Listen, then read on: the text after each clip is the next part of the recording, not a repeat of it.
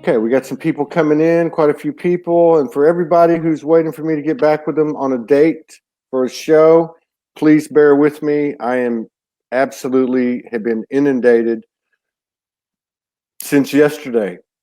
I did a spirit walk yesterday, and it is actually the most, it is the most, and I don't know why, I guess it was just the whatever I was channeling, but it is the most, the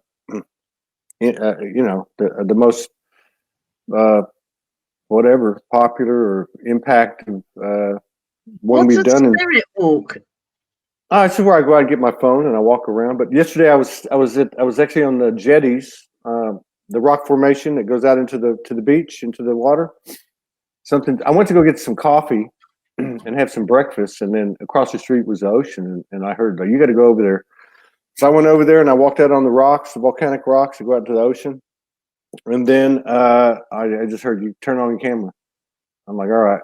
So the sun was coming up, but there was a lot of shares. There was 400 engagements, 4,000 views, and it's still going. And I think something happened. I don't think it was me. I think it was just a microcosm of the energy, because I've got I usually get a lot of messages, but today I got about 50. And then I probably got 50 people that said, I'll get back with you. We'll schedule a show. So for everyone out there, I said we'd schedule a show. I'm going to do the best I can. I'm a one-man show right now with Morgan not being here. Let me say hello to everybody, and we'll get the show started. We have a great show coming up. This is a great show. We're only going to have 2 shows today. We're going to have 2 beautiful divine feminines. I'm going to introduce you to this one in a minute. So let's say hi to Marilyn Biggers, Hi, Marilyn. Blu-ray homegirl, Lulu Niblock over there in the UK, old friend of mine.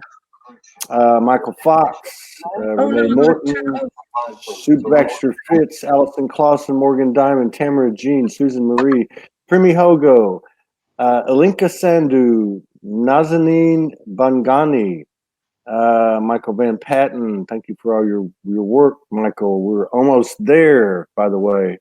Stephen Michael Jones from Norway, Maria Spanner. Oh, Norway. Yeah. Thank you, Maria, for always sharing our stuff. Honey Borden, who's going to be on here very soon. Patricia Satchwell, Lillian Howard, Dina Doucet, Kelly Gleason, Angela Williams, Linda Scott, Cricket Holden, April Lloyd. She'll be on, I think, tomorrow. Nancy Hodges, Brendan R.B., Jane Moore, Elavina Oneness, Cricket Holden, Yvette Jule, Soulogy Hoochie Mama. Katarina De Amor, Dane Jones, a young brother down in Florida, Eternity Morton, Teresa Fritzley, Heather Nielsen, Amira Beth, my island girl over here, my home girl. We got to get 2 back on. Serpa Tuaminian, Melba Sherrill, my dear friend, my counselor when I came off the streets and I was in rehab, and I always have a warm place in my heart. Elaine De Gregorio. Elaine. Yeah, Elaine does great work out there, doesn't she? We have to get her back on. Yeah. Donna Schultz, Val Franklin, Chelsea Gockel. Can't wait to see you again. Mariana Madrigal, Joan Kirkendall, Morgan Lee, Divine Goddess. That's my wife, Morgan Lee. Oh, hello, Morgan. You were at Sherry Whiting, Anna Castanova, Paul Castaneda, Connie Swinson. Who else we got here? Okay, Dr. Joe Delaney's here from Liverpool. Cynthia Fichion, Mary Lynn Young, Amy L. Brown, Lacey Ballo, Michael Abramson, brother, Linda Sue Osmus, and Jane Moore, Alana Hartman, Angel Divine, Tamara Jean. There's too many coming in now. Okay, so we got 74 people in the house. Oh, yes. 74 people in the house. Thank you all for your continued love, support, and contributions. Let me just share this real quick into 4 or 5 of the affiliate groups, and we'll get started. All right, what do we got going here? Let's see, one more. Oh, yeah, 1111 movement. Okay, so let me formally roll the show out. There's a lot of new faces here. My name's Todd Medina. This is Soul Speaks 5D. And this is our primary show on the Soulogy.One network. Soul Speaks 5D is a conversation. Today it's with Ria Aurora Athena Ash, telepathic channeler and ambassador for the Jupiter Command and the Ashtar Command. And we will be discussing her experience of being teleported to Jupiter's moon, Gaia, whatever it is, and the experience of spending 5 years on the moon. So, welcome to the show. Thank you for honoring us with your presence and sharing space with us today. Thank you. Thank you for having me, Todd. And I just want to say thank you to everybody who's actually coming in now. And I love you all. We love you all. And thank you for joining us. Oh my gosh. It's hard to say Ganymede, isn't it? You know? So Ganymede. And even I don't even know if I'm saying it right sometimes, because it's the light language word for Ganymede is even harder to speak it. Because when I hear the light language, it's obviously comes in and I try and speak it, and it's like, oh, I struggled with that as well. So Ganymede is, hang on if I get this right, Molamakanek. Molanakanek. There you go. Molanakanek. Molanakanek. Yeah, I got a better chance of saying it that way than I do the other way. Oh, that's good. That's really good. Yeah,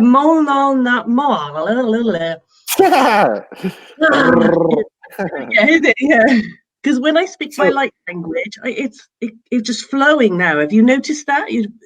Many people on here now would be like, yeah, my light language is just coming out with me now. It's just flowing. With these upgrades, our light language is just boom, it's there now. We're just yeah, I've never really spoken light language to my knowledge. Not like the ones I've heard anyway. I've done some sacred voice, sacred song, but chants and that type of thing. But yeah, maybe it has something to do with our star family lineage or something. I don't know. Yeah, so this will be interesting. I haven't had anybody come on. I was trying to figure out how many shows it was today, because most of them we've done on Be Live, but I think we're at about 950 now total. Whoa. And so I haven't had anybody talk about being teleported to Gaia made. and now were you there for 5 years, or were you on the Earth's moon? Okay, you were there. So tell us. Let's just start with that. We'll go out of order. It's a weird one, because remember, they're in 0 point. Okay. They're in true 0 point. We can access 0 point from our high heart through meditation and connection with our I am. They're constantly in 0 point. This bubble of this paradox alternate timeline that we're in is different from 0 point where they're in. So I can be teleported, and anyone can be teleported, taken into 0 point, because Ganymede is in 0 point. Just Earth is in a paradox alternate timeline, or a time loop, and we're coming out of it. Yeah, we are like a fishbowl. Yeah, fishbowl in the universe, like its own little. Yeah. So it's like now, my thing here. Right, exactly. That's exactly what it's like. This is the planet, and we're in this bubble. Can't get out. Right. No, we can now, can't we? So, okay. So, how long ago did this happen? We can get into the rest of your story later, but how long ago did this happen that you got teleported? And did you have any preparation? I mean, were you already communicating with Star Family? Do you know, in my obviously my subconscious to a degree, yeah, I would have been, but I had no idea about it when I was 18. So back in 1998, I was living with. I was 18 in 1998. I know, and it was like I was living with. Yeah, you're a young light worker, so yeah, okay. I So kind of you're 18 years old, 1998. Yeah, I'm old and you're young. But have you noticed we're not really aging as much as we should be? No, I mean, except for my beard. I don't know what the hell's going on with my hair. My hair's turning white. Oh, if I don't dye my gray, then yeah, they come back too. So I can't even. Yeah, and I have, and everyone, please. I've cleaned up my act over the years, and I have to apologize for my appearance this morning. But I got up at 3:45 this morning, and been following the universal direction, and then I didn't realize I had an internet radio show that I was on at 8 o'clock. So I didn't have time to do anything. I just put on a do-rag. So you're 18 years old. You're 18 years old in 1998, and did they come talk to you first, or did they just teleport you? I was, get this, okay, get this. This is what I was doing in 1998. I was raving, okay? I was going out to the raves. I was raving. I was partying. I was none the wiser. I always believed, but it was something that it wasn't a part of my 3D life, but I was very 3D to a degree. And in 1998, I went out that weekend. So I'd been out raving, but I was okay. Come Monday, it was like kind of coming down. Come Tuesday, I was fine. I was back to normal. So this was Tuesday, this happened to me. And it was about 7 o'clock at night. And I was living with two best friends. We're all the same age. And I had like a house, like we were in an apartment, but you guys call it apartment, but we call it a flat. Yeah. And I was living in this like 3-bed flat with my friends, and we're above a shop. So we were living above a shop, okay? Yeah. You know, it's not like they walked through the front door and took me out. I was upstairs in an apartment thing. And I never forget it. My friend said, I said to my friend, I'm knackered. I'm going to go and lie down. But that's not like me. Being 18 years old, wanting to go to bed at 7 o'clock at night. I mean, what? So, but all of a sudden, I felt like this. I sat watching telly, and we're all talking. There's a few of us. My ex-boyfriend was there at the time. We had a few people in the flat, so it wasn't just me. There was lots of people there. There was about maybe 8 or 9 people. So, but I to leave 8 or 9 people to go to bed is a bit odd for me. So sorry, my notifications keep coming up on the phone. Keep flicking them off. So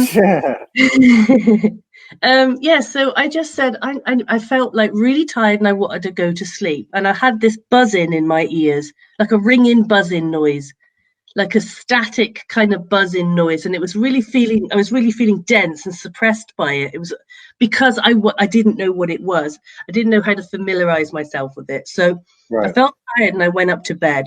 Now I remember going up the stairs. I remember going in my bedroom. The hallway was pitch black. It was dark. My bedroom was dark. I remember taking my clothes off. I remember getting on my bed. And I remember going to sleep. Or I thought I went to sleep.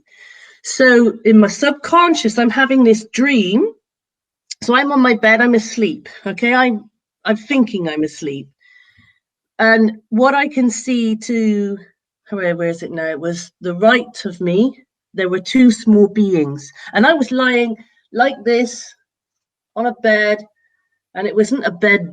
It was like it felt really hard surface, kind of really clinical surface, very clinical, very white where I was, very bright where I was, very bright, very white. And there was these 2 little small beings, okay, 2 small little beings, they had like slightly elongated heads, but they had little suits on, and they were cute, they were sweet, they were loving.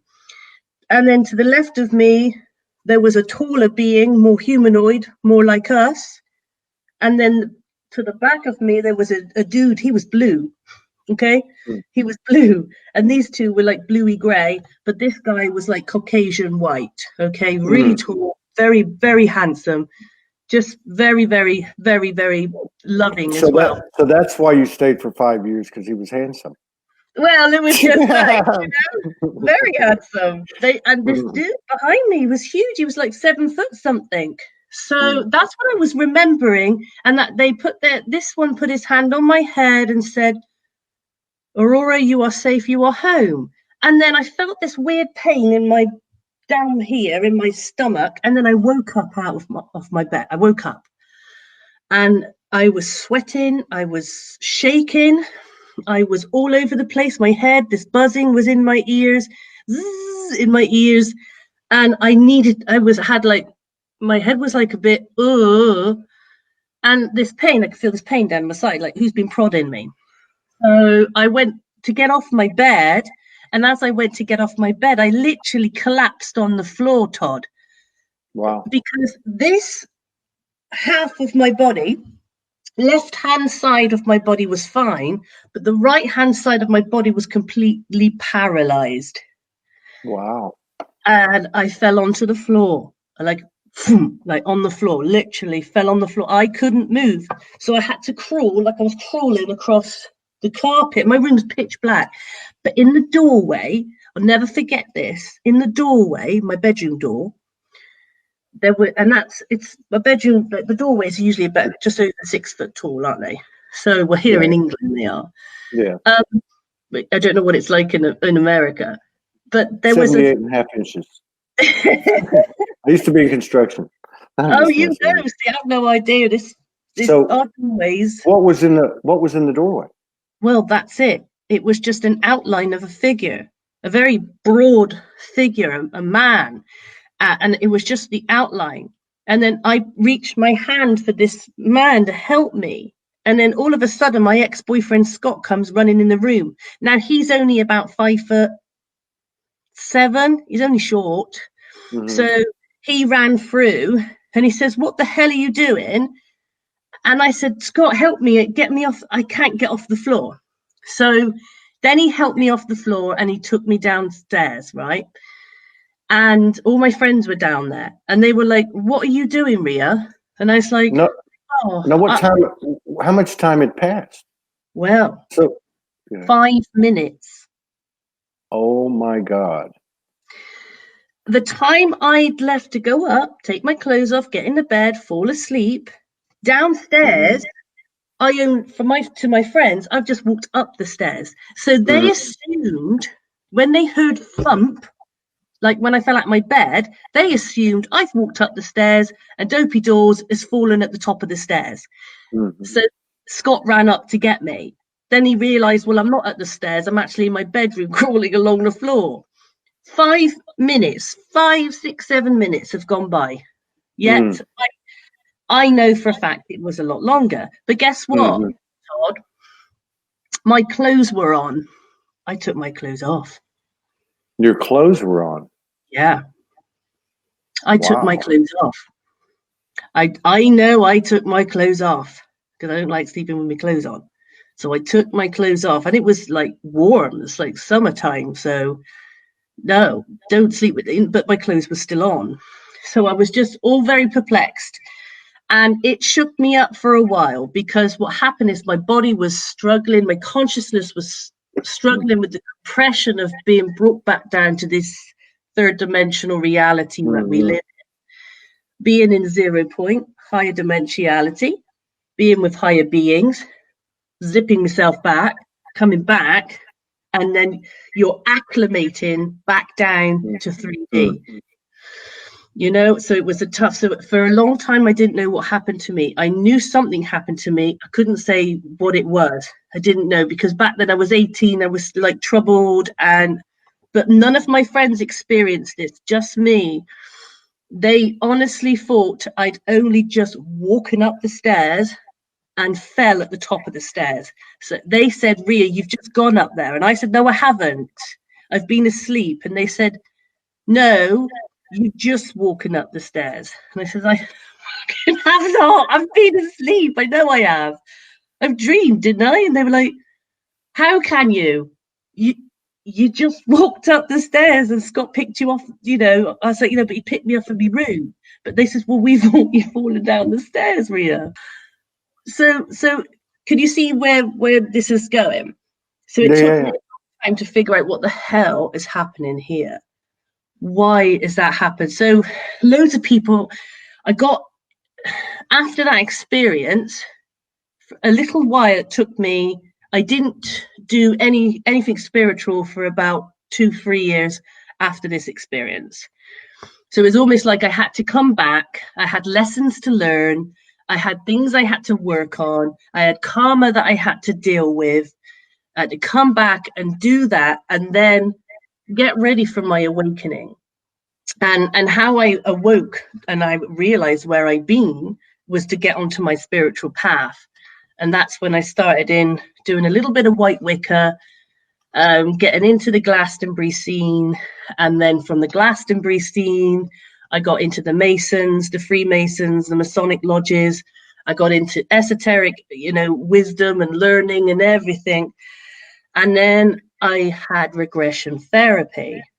Now, I was a little bit apprehensive because people used to say, because I used to tell people about my experience for ages, and no one really believed me, but I didn't care. But I used to tell people about my experience, and they were just like, I said, well, I did. I've seen these little beings, and they were like, what? I said, yeah, little short dudes. They were so cute. I think they were yay-yell, by the way. I expect many people on here would understand what I'm saying about yay-yell. What is yeah? They look like small little zetas, but they're yay-yell. But they're not. They actually have hair, and some of them don't. Some of them are bold, but they're small.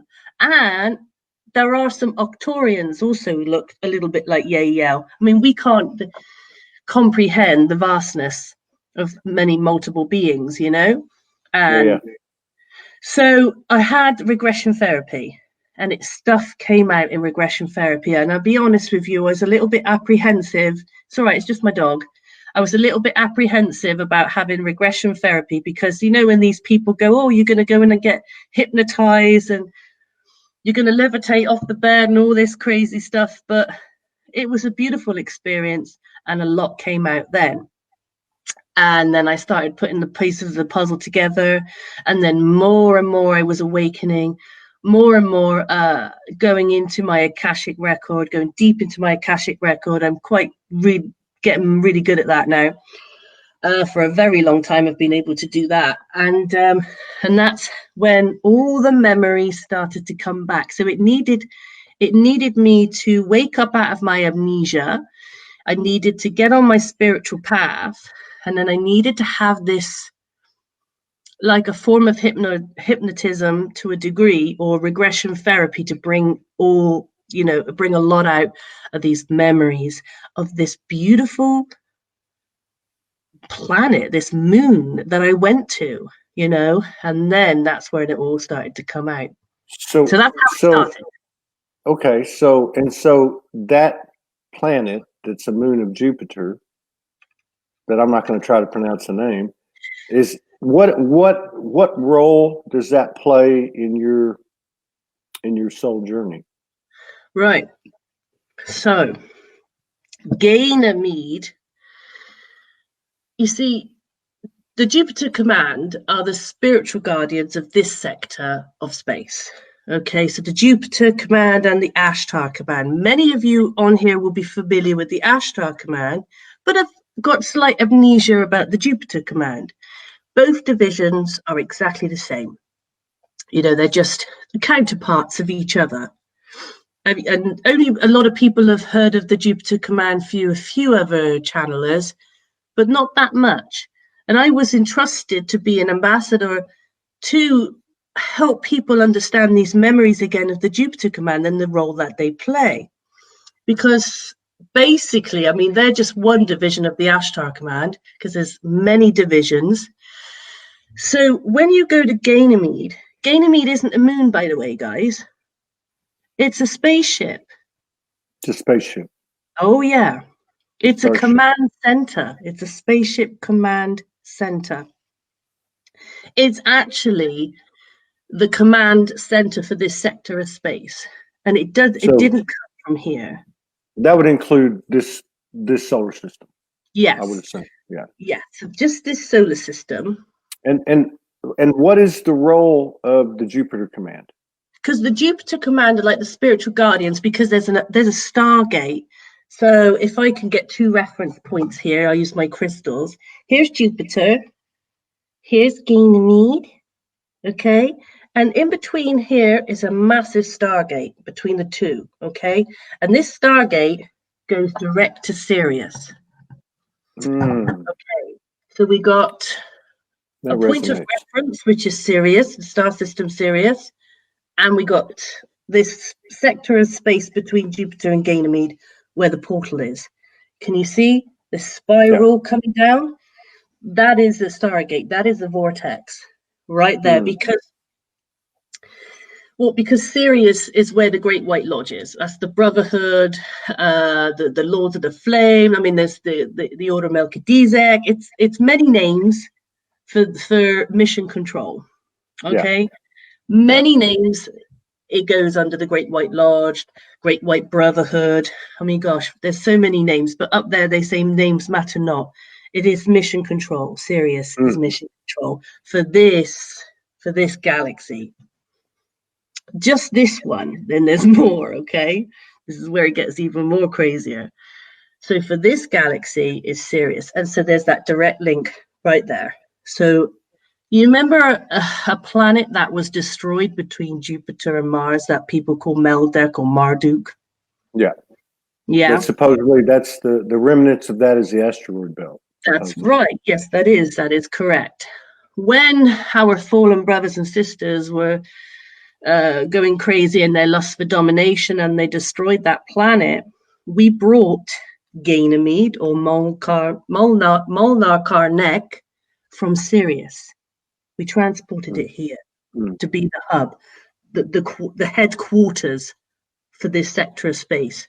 And the Jupiter Command, which is not, we in our English terms call it Jupiter Command, but obviously in light language it has a different name. Everything has a different name or a different expression because it's light language, but we're just given a point of reference in our human tongue. So we call it the Jupiter Command. Because Jupiter in light language is Deaka. Deaka. That's it. It's so easy. Deaka. I'm speaking Jupiter. Yes. And there's so many beings on Ganymede. Or Molnar. So Molnar actually didn't even originate from Sirius. It originated from Andromeda. That resonates. that resonates. It really does. I don't really get into all that stuff, but to me, it goes like Andromeda, Sirius, and then Orion's belt, and then Pleiades, and of course there's other stars involved. But to me, that seems to be some type of path. I saw it up here in the sky for weeks and weeks over the last 3 or 4 months. You're seeing like that beautiful prism, the triangle prism, almost as reference points to a degree. I used to get off. Keep getting these notifications. And so, okay, so now, so you went to Ganymede. Ganymede. Yeah. You went to Ganymede for 5 years. Now, you traveled back and forth, or once. One time I was teleported. So I mean, like, what I am believing is what I remember of my physical form being teleported. However, I've gone back many other times, but this one time, I was physically teleported, because because teleportation is the transfer of matter, isn't it, or energy? Yeah. And it converts an object or a person, like an object or a person. It converts it into an energy pattern.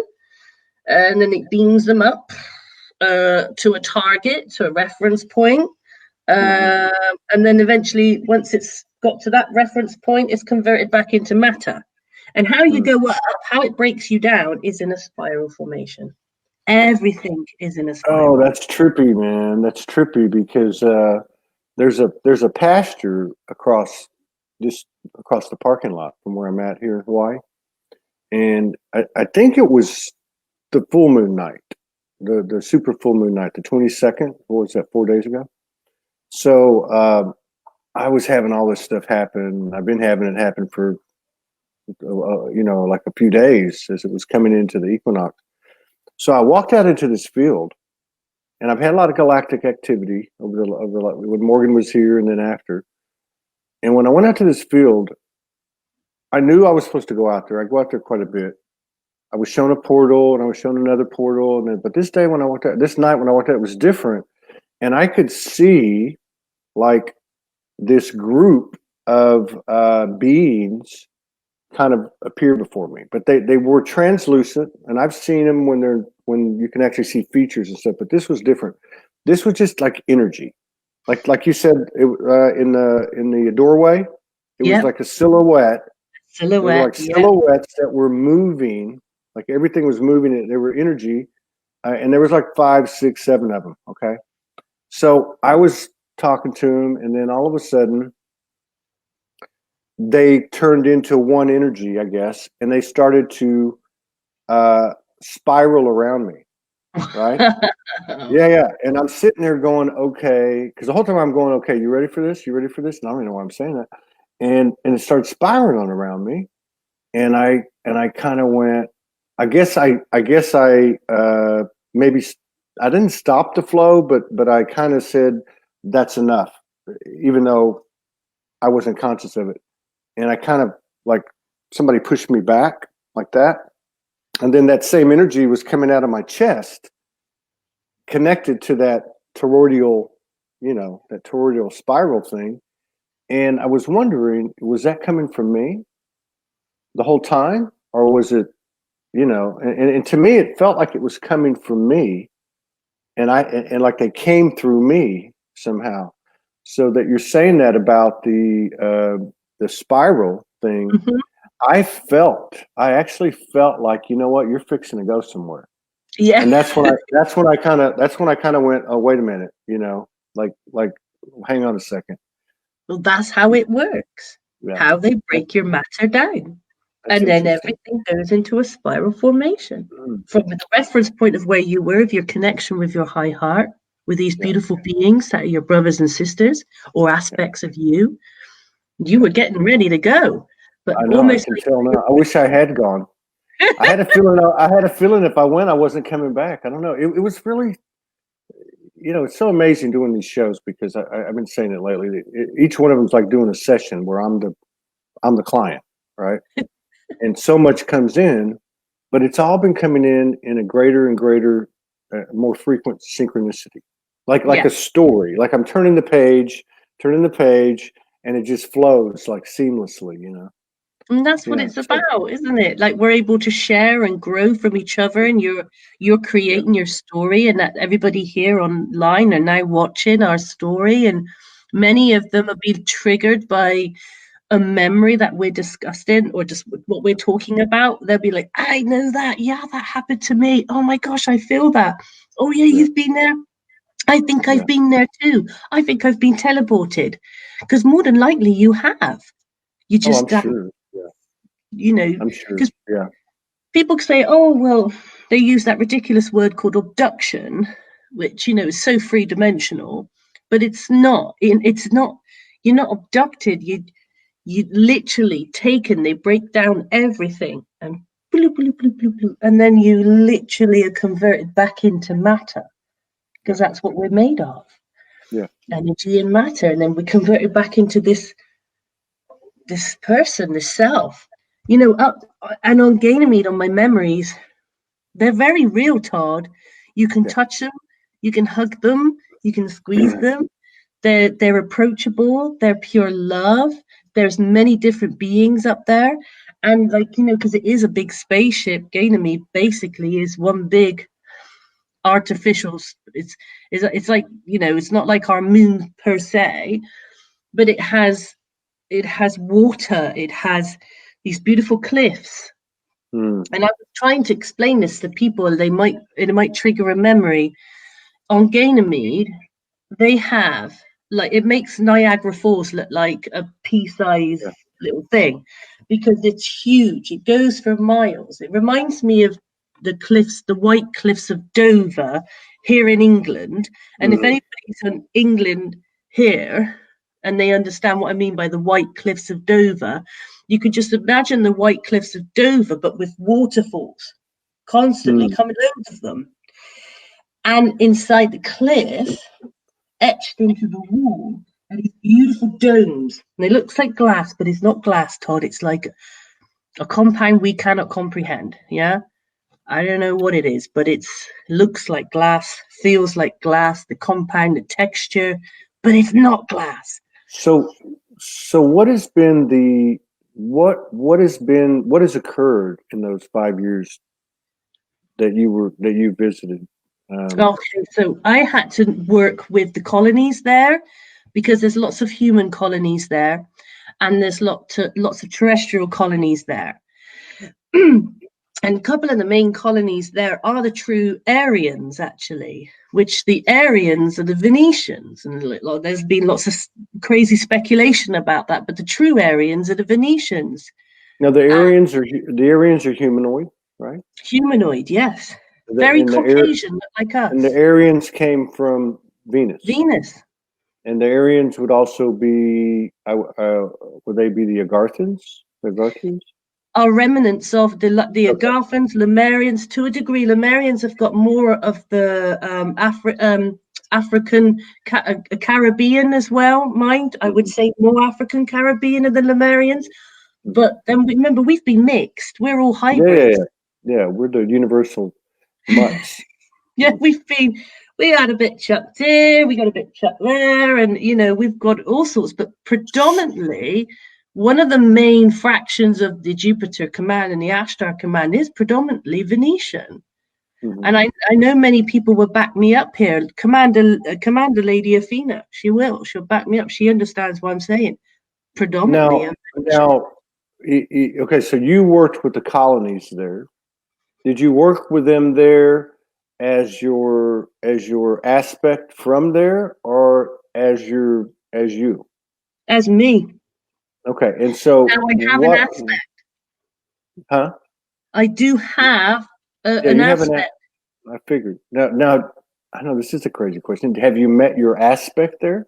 Mm-hmm. But she's more in like a sleep status. It's weird. She's more like in this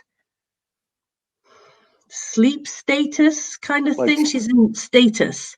Stasis, yeah. It's stasis. That's it. I always get it wrong because I'm Bristolian. So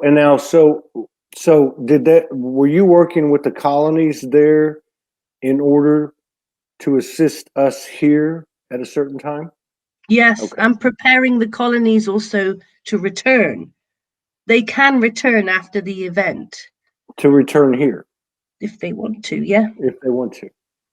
So how does that work if we have an aspect over there and we have our conscious aspect here, and the one over there wants to return? Do you live together, or what happens?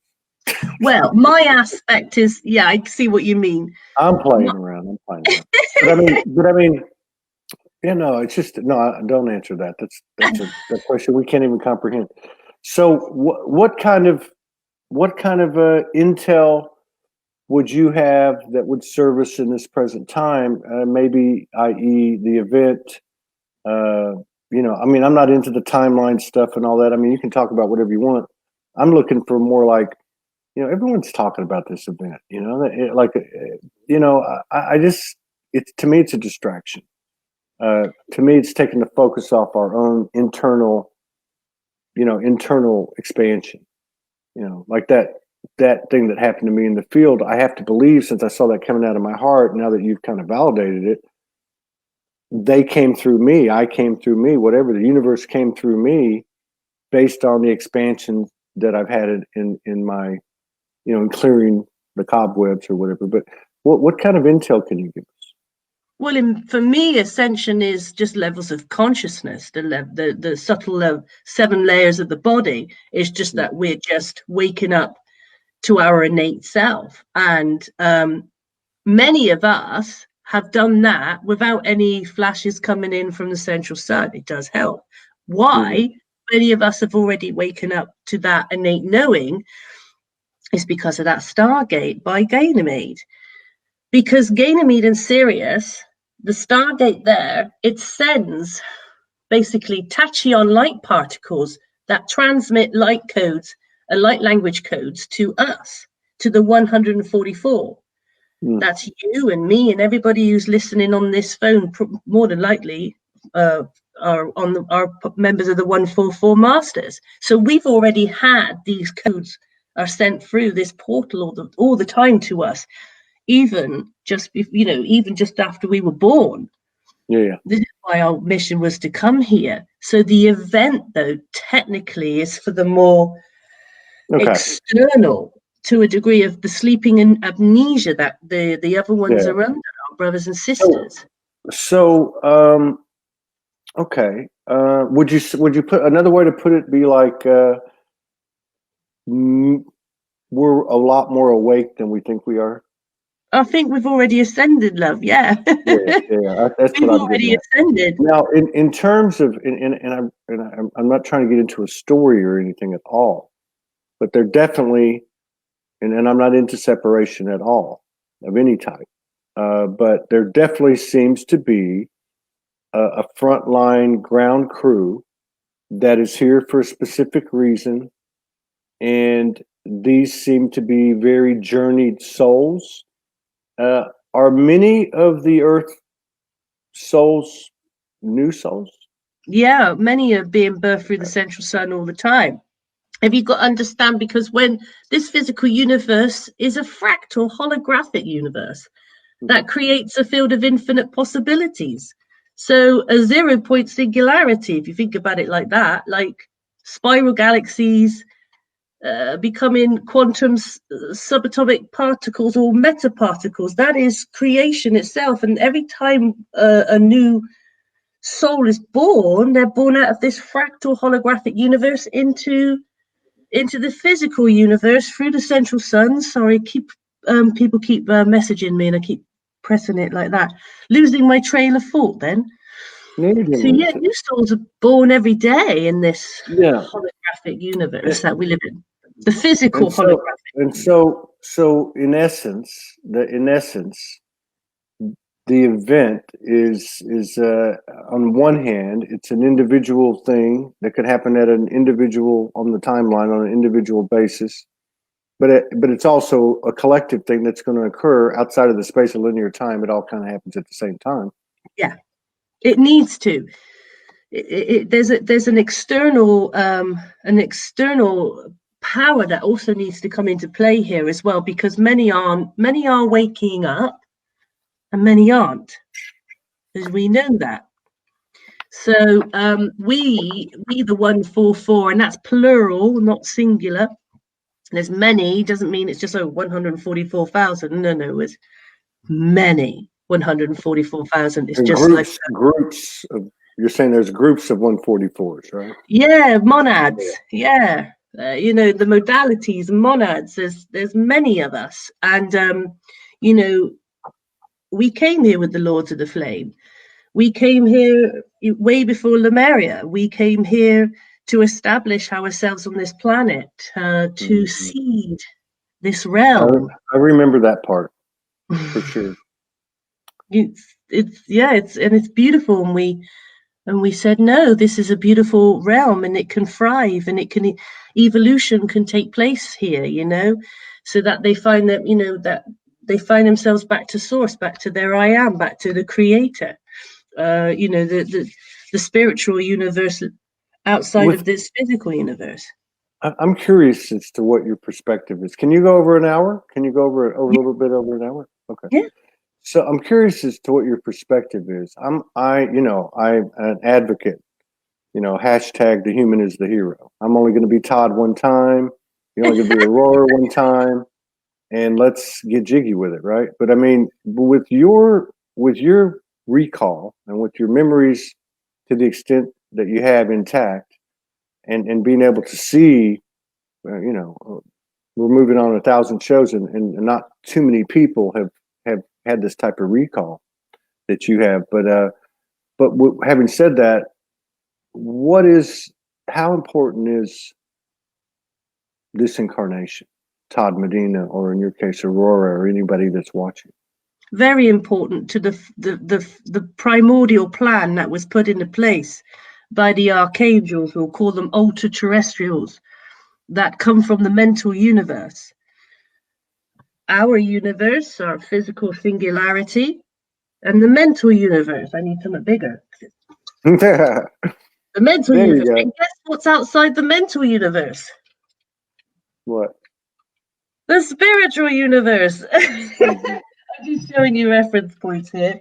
And this is how important we are to keep the divine plan going, because Earth was chosen as part of this primordial plan by the ultra terrestrials, by the archangels, by the seraphim, who, our forefathers.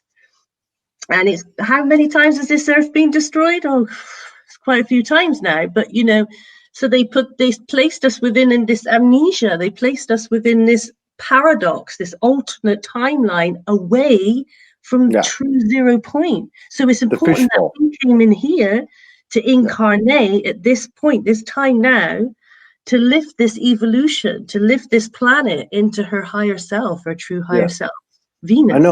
I know I'm very biased, but I would have to think that this would have to be one of the greatest opportunities to date to expand the universe, to expand creation, because it was such a unique, dense realm, and we know that you can't destroy energy, and we also know the power of transmutation, transformation, that because we've gone so deep, we can by the same degree go to heights matching that depth, right? Yeah, it's so special why we're here. We were chosen. We're I don't like to say this, it's not ego, but we were the chosen ones, the strongest of souls. Yeah. Do you know how strong we are? I agree. Hey, we got to deal with.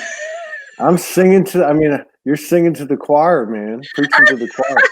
No, but absolutely, yeah, and that's what I feel like is such an important message to get out there every day, be it on a spirit walk or on a show or on a post, is every single one of us earned it. Yeah. Because we weren't just chosen randomly; we were chosen because of our pedigree, because of our personal fractal lineage. Yes. Because of what we've been through and what we've overcome and how we've expanded and come back. So everybody here is a valiant, courageous soul. I think we can all, it's not ego. We can all be proud of that. That's a good place to start, to anchor in and embody this divine human being, which is what we are. The beautiful template, this avatar, this Adam Cadman body that we've been given, it's a blessing. And to wake up to our true innate power, that we're not separate. We're one with Creator. We're one with this beautiful fractal first Mandibert set. You've seen my thing I drew? You said, oh, what's the, remember that? Yeah. That was a Mandibert set with the little Julia sets giving birth. It was a fractal, the first. Yeah. I saw that. Yeah, Yeah. And I drew it like it's the first metaparticle, the first singularity, Yeah. How do you see this? I mean, it's such a challenging thing to visualize and get a feel for, because we are not going to be able to experience this just with our five senses. It's going to be a multidimensional experience. How do you see this to the best? To the best way you could explain it, but how do you see this happening? Just from your perspective, not right or wrong, just, do you think it's going to be spaceships landing? Do you think they're going to continue to carry on a false narrative, the quote unquote controllers? Do you think that the individual souls like you or like me or like the people on the show right now are going to expand so much into their divine human being that the world just will not be able to refute that power? Yeah. For example, and we also need this beautiful, we need this cosmic light as well that's coming in from the center of our universe, of this physical universe. Call it the Mother, Father, God core. We do need that, the light as well. There's a very important role that tachyon particle light has. It's a very important role with all of this. And where I see, you know, since 2012, we've been popping out of this old paradigm reality. That was the whole point, moving from the reference point 2012 up till now and a little bit further. Because that flash that will come will completely take us into 0 point fully. Oh, Completely. it will. Yes. Now, We're in 0 point. So the flash, which again we've already defined that two meaning type of flash. But you're saying the flash will take us totally into 0 point. Totally. That's the final one. We're having many, aren't we? Okay. I got you. That makes more sense. Sense.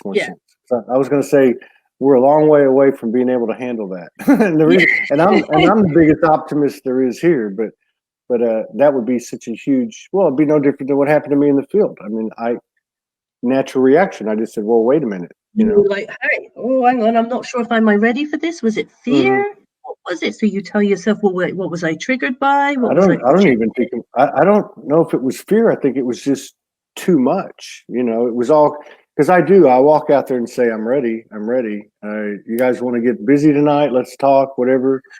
But that one, I guess because it was the equinox. Yeah. I could, my telepathic senses or whatever you want to call it, ultrasensory, was heightened. So I knew, like, sometimes you just know something's going to happen, you know, like I knew something was going to happen.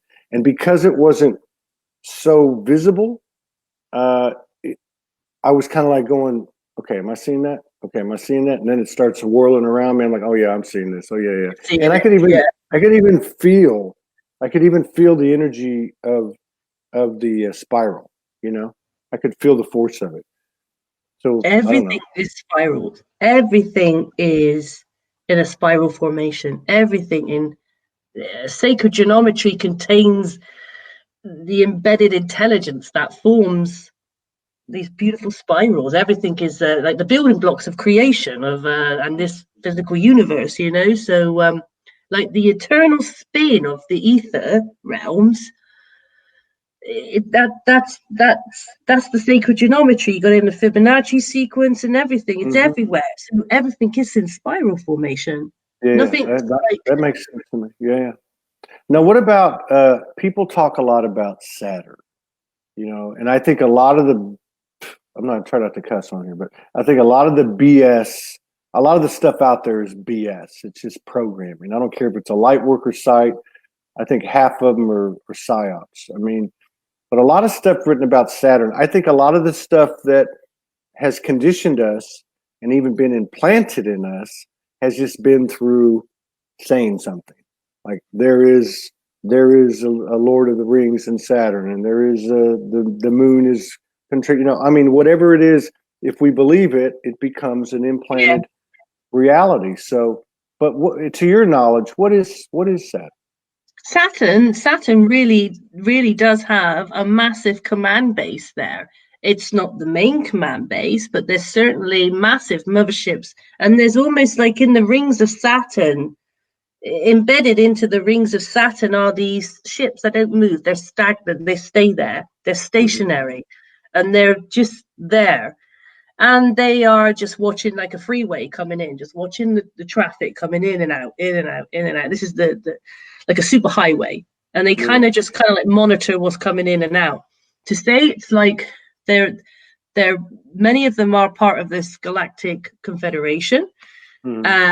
Before, a long time ago, they were, but then a lot of stuff's been crazily hijacked. But not now. Everything seems to be pretty PG keen up there. Is it a base?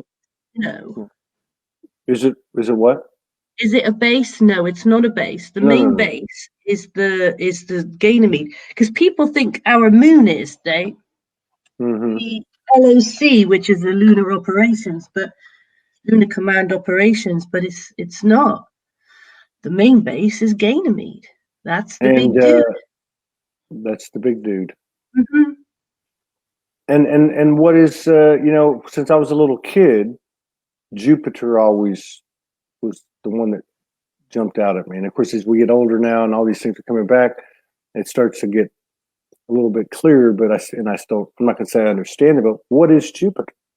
Jupiter is just, you know, Jupiter in itself, I believe what I was told is such a massive, incredible amount of energy that we have to particularly station our ships around this because of this Stargate. Jupiter is almost like the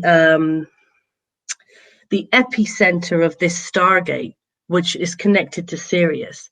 Okay, Jupiter's plays many roles, but this Stargate is the big, very important Stargate because it's a direct link to Sirius. And why was it positioned at, you know, who made the Stargate from Sirius to where Jupiter and Ganymede is? So Jupiter does play such a beautiful and most precious role in all of this as well. Yeah. They don't just place Stargates nilly-willy. They're always placed in particular reference points that are very important. So that's my understanding of why it's because of this Stargate. Like I said, it's like where it's like the super highway coming in and out, because they monitor who come in and out of this Stargate. Yeah, because that's important as well. We don't want anything coming in that's going to jeopardize or be detrimental to this great plan, what's happening here in this solar system. So they do monitor that, you know, very diligently. They talk a lot about this. So they talk about the Earth was quarantined, and it was quarantined, like you even mentioned it, to kind of keep it contained until we could work our shift out, right? And there's talk about, and it in a lot of resonance, I think too, because of the things I observed out there over the last couple of years in terms of the archonic influence being removed or diminished or transformed, as well as what was the lower level, what some people might call the Anunnaki, Nephilim, reptilian. And again, that's not, you know, I've got reptilian, I've got all this stuff, we all do, but it seems like the path has been cleared, and totally get that. We're kind of like in the home stretch, the sprint on a at the end of a marathon. I believe that too, and our solar system now is being completely cleared of any of that, so they can't even come in now. So the ones that are this quarantine, I don't know how to imagine this energy field, this torsion field, energy field that is around the solar system. They can't get in anymore. They can't jump through the loops. They can't jump through the stargates, and they can't leave either. They have to still go through the command. Many of them have, I like to say, returned to the light per se. Yeah. Many of them have been given now diplomatic immunity, where they've returned to the light, because they're still our brothers and sisters. They're still source. You know, we have to forgive. It sounds like, and this is interesting, but I'm just want to see what you got to say.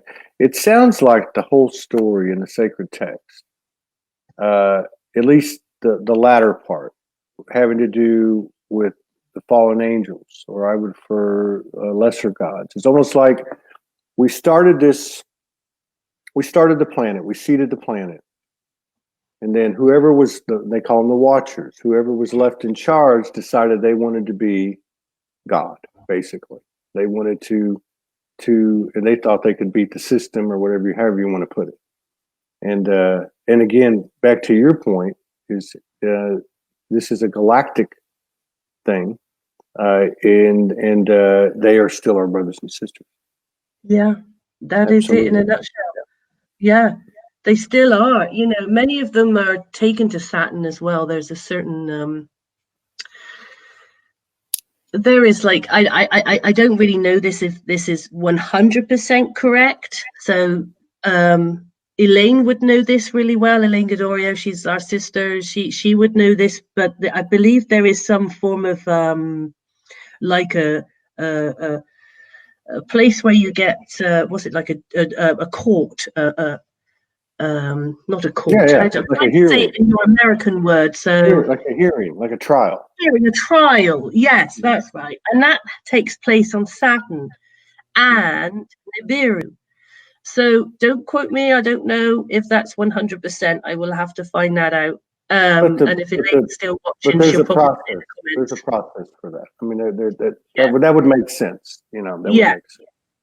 There's like a cosmic court that they have to go to in this solar system, and it's there where they will be certainly tried, and Yeah. if they return to the light, they're given diplomatic immunity, but they're watched.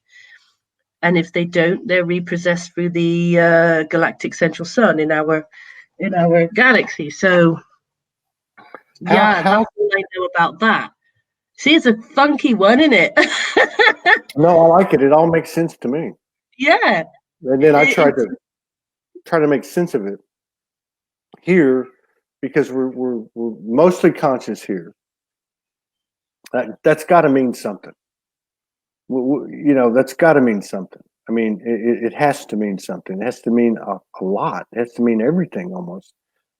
And so a lot of us, and understandably so, are not stuck, but we get stuck on how do we change this world? How do we flip this thing? Now, beyond our own personal expansion, which only makes sense as within, without, maybe that's the answer. But how, like, for instance, how do I do my part to disintegrate these lawless laws and these ruleless rules and regulations, you know, and these borders that are not even real? How do we do something like that? Can we appeal to our star family, to our brothers and sisters? What would you suggest? Well, we're affecting the 144, affecting the collective timelines. Timelines don't even exist in 0 points. Just here, we got these collective timelines, okay? And that the 144 are affecting because otherwise the collective timeline of the people that are not awake, they need us to come in to implement this timeline with love, with grace, with forgiveness, with non-separation, understanding our true innate self, waking other people up, spreading our truth, opening up our throat chakras, and so coming alive. So doing what we're doing. Yeah. Doing what we're doing. Yeah. We're implementing this collective timeline with our light, with these codes that are coming in every millisecond, these tachyon particles that are coming in and they're embedding into us, and our light bodies are coming on. We're doing it. We're doing exactly what we were chosen to do as the chosen ones. Yeah. So I just want to, this is for Morgan. I just want to reiterate, because I say reiterate with my Texas accent, but I just want to reiterate that what you confirmed earlier, which is we are a lot more awake than we might have thought, ascended, however you want to put it. And this goes back to a transmission I had on the equinox when they all came in, dragons and all this stuff happened. And I said, what can I do? And they said, you're already doing it. I just want to reemphasize that too, because I think we've been through so many of these incarnations, so much of a human experience that we got beat down, and it's very quick to try to judge ourselves or doubt ourselves or diminish ourselves. So this is kind of where I was at yesterday on the spirit walk when I was on the beach. I was like, it's way past the talking. It's time. Cut the bullshit, cut the crybaby shit, cut it out, because it's never going to get us anywhere. It's time to do something different, and that is to own these things in our heart and build out from there, And I think what you're saying is what I'm feeling, and that's what transforms. That transforms everything without even saying, okay, I need to go do this to make these laws go away. I need to go do this to make the borders go away. No, you just project your heart out. Like I said in the spirit walk yesterday, I said, I'm in a divine conscious union, and I have my role in Soulogy. And these are the two things that are in my heart, and I just push them out. You know, in other words, not push them out, but let that shine, right? You know, Exactly.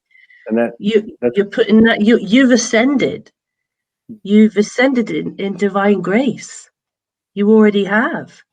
You can access 0 point through meditation for your high heart by removing yourself out of the programs.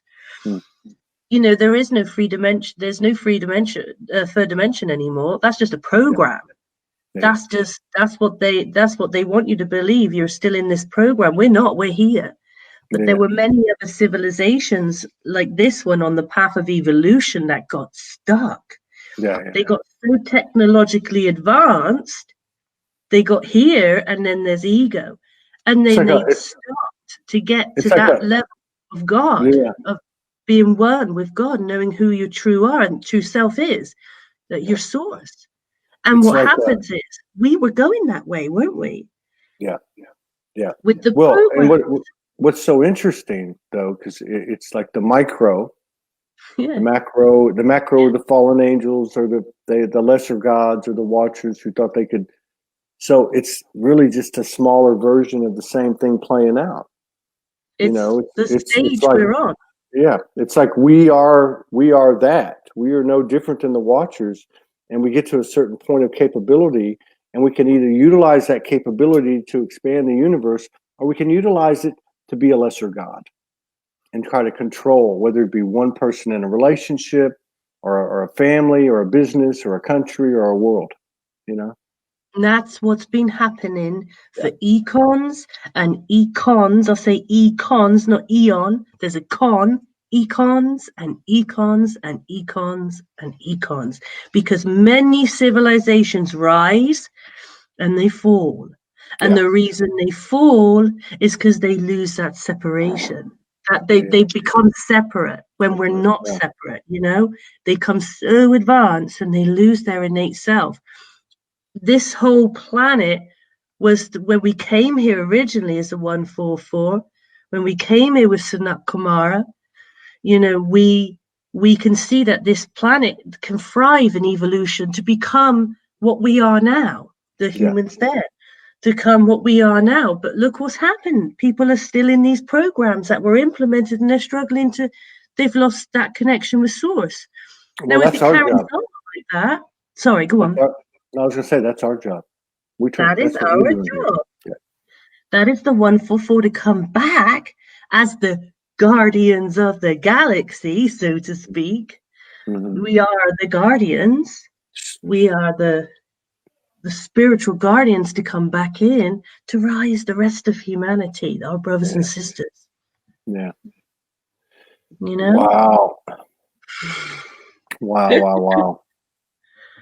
So are you going to should I tell everybody that you sent me a little song? Oh yeah, you like my song? That was a beautiful song. But no, you don't have to sing. You know, I'm always putting people on the spot. Oh no! But if you want to, if there's anything you want to do, you know, be it speak to a certain aspect of the journey, or a subject, or light language, or song, or whatever. Or if you want to dance, you can dance. You know, just put the camera where we can see the rest. Well, I need a pee-pee. I need a wee because I've been drinking. Okay, go take a wee. I would love to. I love singing.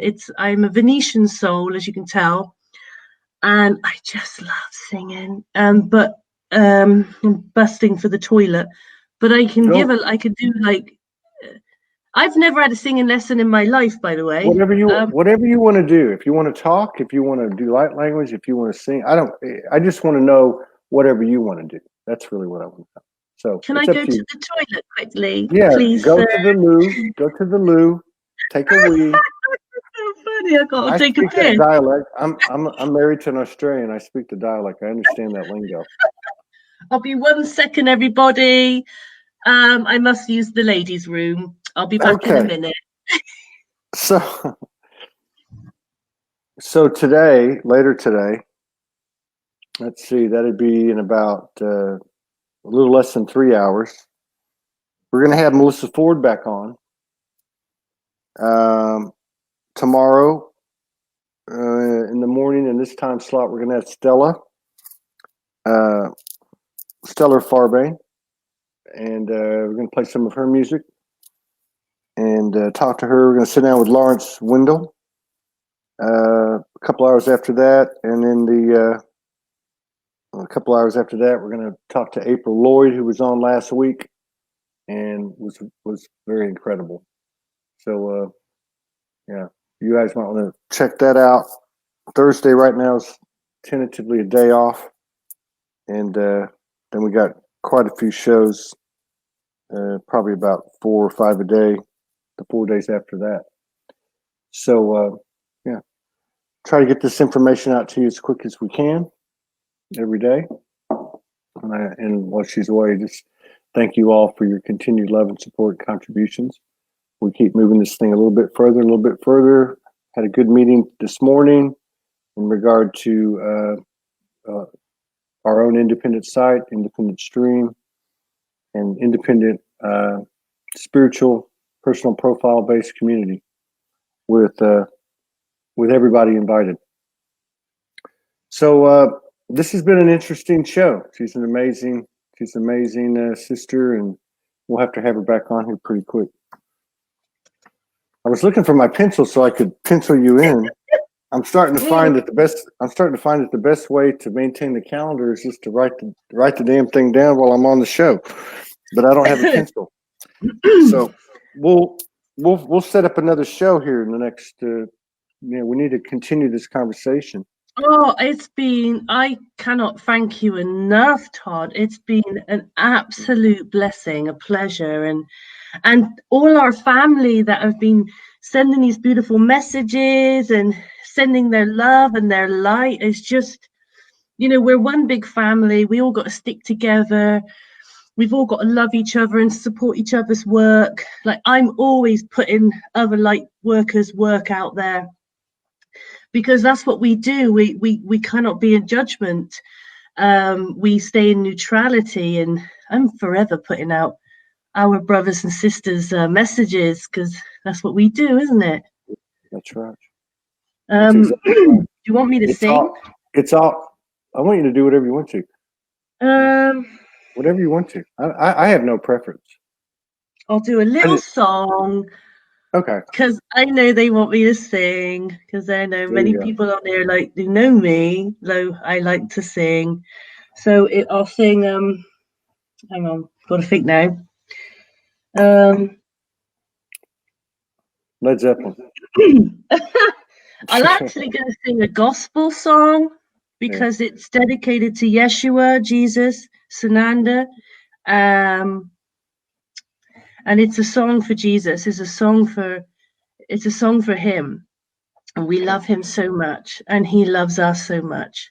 So it's this is for him. And I sing because I'm happy, and I sing because I'm free. Oh, I'm free. Oh, I'm free. And there's just a little one there. Wow. Is that right? That's pretty good. You're gonna have to let me produce something with you. Really? Little music division going. Well, SoulogyOneStudios is the music division. Yeah. You're gonna have to do something with that. You have a beautiful voice. Actually. It's there. I don't know where it comes from. Very good. I don't know. I came out of the womb and I was singing. Yeah. I bet you were swinging. And I tell you, this is before I go, because I know we've only had so long on here and we've been on here ages. My mother, my Earth mother, has a story to tell as well about her experience in 1978-79, where she was taken on the ships, and she remembers it, and she suppressed this information for 30-something years. And there's more to the story. We should. Because I was We should. born in 1980. We should. Think about that for a Oh second. my God. My mother was taken on the ships in 1978, 79. Yeah. I was born in 1980. 1980. Mm-hmm. Yeah. You're. I'll let the penny drop. Yeah. Well, I don't know who my daddy is. I don't know who my daddy is. Well, I don't think any of us do, actually. I don't. I think, yeah. They used to, they used to say the same thing about me. My family's a lot of Spanish, a lot of Mexican from South Texas, and they don't get very tall. They get to be like your boyfriend. They get to be about 5'8", 5'9". And I'm 6'2", a little over 6'2". So when I was growing up, they'd always say, "Who's your father? Your father tall?" And my mother was, and my dad got a divorce early on, and she'd always say, "It's the milkman, it's the grocery man, it's the newspaper man." Yeah. But that's true. That's interesting. We should try to get your mom on. She would love that. Yeah, try to get your mom on. Talk to her and hit me up.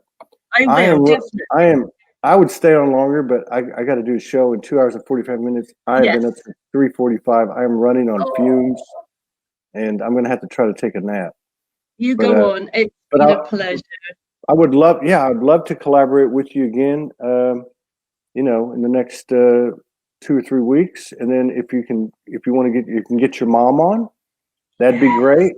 I think that'd be great. I think another thing would be too, with maybe one or two of your sisters. Elaine. Elaine, yes. You mentioned someone else. Elaine's been on before, but I mean, maybe have a 2 or 3 of you, and I'll moderate it, and we can talk more about what we talked about today, which would just be whatever memories, intel that any of you have gotten, from your dimensional. Well, I say dimensional experiences from a human perspective, but from your travels. They would love. I mean, I could speak to. I could speak the truth to. Is, the truth is, the truth is, we're going to make a transition soon. It's all falling into place, but right now I need all the help I can get, and it's hard enough. I'm gonna hopefully get to try to schedule some stuff today. I'm so happy that you forgot yesterday too, because I didn't. I forgot to write it down. I have them all in the messages. I'm like, okay, all I got to do is go back down the messages and then write them in, and I haven't even had time to do that. I thought it was a retrograde thing. I thought it's like retrograde. Yeah, definitely. I forgot it because I never gave much thought to the retrograde, but after this little period of the last 3 or 4 weeks, I just want to know when is that thing going to end? Yeah. Hey, we're all the same. We're in that day where we can embrace our brothers and sisters. That day I cannot wait. Many twin flames many of us have twins. Our twins or twin ray are on the ships. We're not in physical union. We are energetically merged, of course. So that's difficult. It's going to be hot when y'all reunite. Oh my God! There's going to be explosions all over the universe. Okay, I'll see you later. Take care. Thank you so much, everybody. Love you, Todd. Bye, darling. You very much. Love you. Right. Bye-bye.